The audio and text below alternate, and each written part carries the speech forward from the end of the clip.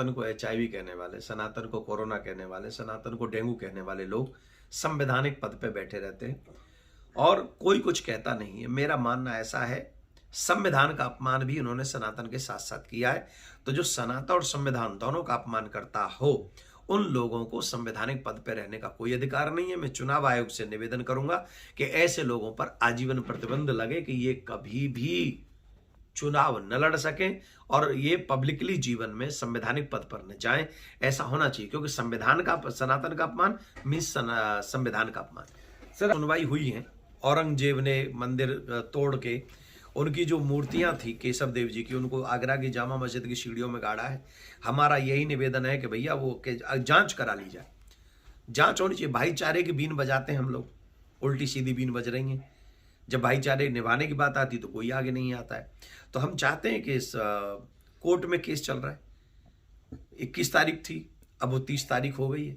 30 सितंबर को फिर से हम यही कहेंगे कि भैया जांच के ऑर्डर हो, दूध का दूध पानी का पानी होना चाहिए। अगर हमारे कृष्ण वहां हैं तो वो हमें वापस मिलने चाहिए। और मैंने सुना उन्होंने जो बोला है, पर देखो, सबसे पहली बात तो यह है कि किसी भी सदन में गए हुए व्यक्ति को, संवैधानिक पद पर रहते हुए व्यक्ति को किसी भी धर्म के ऊपर कोई कटाक्ष नहीं करना चाहिए।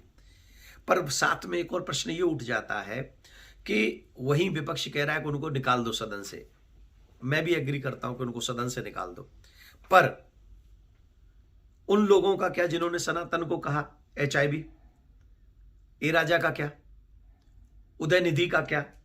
स्वामी प्रसाद मौर्य का क्या, जो रामायण जलाते हैं, जो राम को, उनके अस्तित्व को ही ठुकरा देते हैं, जो सनातनियों को, हिंदू धर्म को ही ठुकरा देते हैं? तो ऐसे लोगों के खिलाफ भी हमको बोलना चाहिए। क्यों नहीं बोलते हम? हमें अगर राजनीति करनी है तो सबका सम्मान करके करना चाहिए, ना कि किसी को नीचा दिखा के। और अगर कोई उल्टा सीधा बोलेगा तो एक बात समझ लीजिए, जो जैसी भाषा समझता है फिर उसको वही भाषा समझाने के लिए बोलना पड़ता है।